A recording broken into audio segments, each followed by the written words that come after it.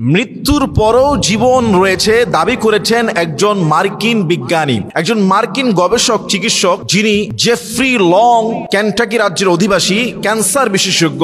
তিনি প্রায় 37 বছর ধরে গবেষণা করেছেন যে মৃত্যুর পরেও জীবন ব্যবস্থা আছে না নাই, মানুষ মৃত্যুর পরে দ্বিতীয় কোনো জীবন পাবে কিনা। দেখুন, এই সম্পর্কে বিভিন্ন মন্তব্য, বিভিন্ন ধর্মের বিভিন্ন রকমের মতামত রয়েছে। আর ইসলাম ধর্মের বিষয় তো আপনারা জানেনই, আলহামদুলিল্লাহ, মৃত্যুর পরে জীবন ব্যবস্থা আছে না নাই। বর্তমানে একজন অমুসলিম চিকিৎসক, মার্কিন যেই বিজ্ঞানী জেফ্রি লং, তিনি near death experience research foundation তৈরি করেছেন। তিনি প্রায় 5200 রোগীদেরকে নিয়ে কেস স্টাডি করেছেন। সারা পৃথিবীর 5200 রোগী যারা কোমায় চলে গিয়েছে, চিকিৎসা বিজ্ঞানের ভাষায়, চিকিৎসকদের ভাষায়, যাদের হৃদস্পন্দন বন্ধ হয়ে গিয়েছে, যারা মারা গিয়েছে, ডেথ, মেডিকেলি ডেথ, কিন্তু একটু পরেই আবার তারা ফিরে এসেছে। এরকম 5200 জন কেস স্টাডির মধ্যে প্রায় 47% তারা মতামত দিয়েছে যে মৃত্যুর পরে যে তারা তাদের অশরীরী একটা ভাব তারা অনুভব করেছে। তারা যখন দেখলেন যে তাদের শরীর থেকে রুটা উঠে গিয়েছে, আশেপাশে ঘোরাঘুরি শুরু করে দিয়েছে।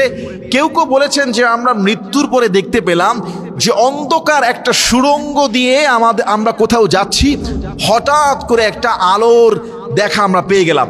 আবার কেউ কেউ বলেছেন যে আমাদের ওই সময়টা, মানে মৃত্যুর কাছাকাছি যারা চলে গিয়েছে, মেডিকেলি ডেথ ঘোষণা হয়ে গিয়েছে, এমন ব্যক্তিরা বলছেন যে মৃত্যুর পরে আমরা দেখলাম যে আমাদের কাছের কিছু মানুষ, কাছের আত্মীয় যারা আমাদের আগে মারা গিয়েছে, তারা আমাদেরকে ওয়েলকাম জানাচ্ছে, তারা আমাদেরকে ডাকছে, এবং বিভিন্ন প্রাণীর ছবি আমরা দেখেছি।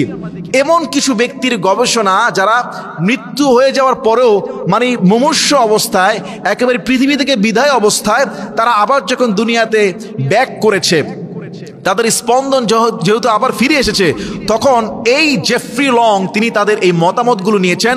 Research near death experience research foundation নামক তিনি একটা প্রতিষ্ঠান করেছেন।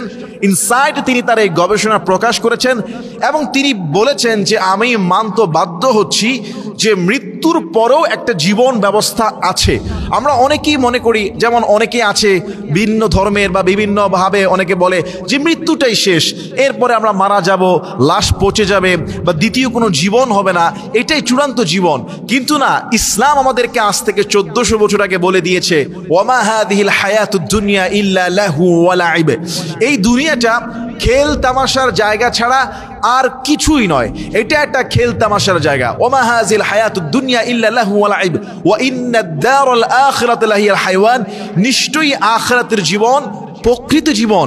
তাহলে কোরআন বলছে যে প্রকৃত জীবন হলো আখিরাতের জীবন, মৃত্যুর পরে জীবন আছে।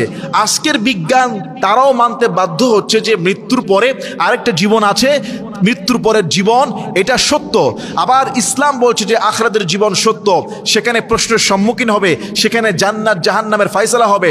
আবার আল্লাহ পাক রব্বুল আলামিন আরেকটি সূরায় বলেছেন, মিনহা খালাকনাকুম وفيها نعيدكم ومنها نخرجكم تارة أخرى।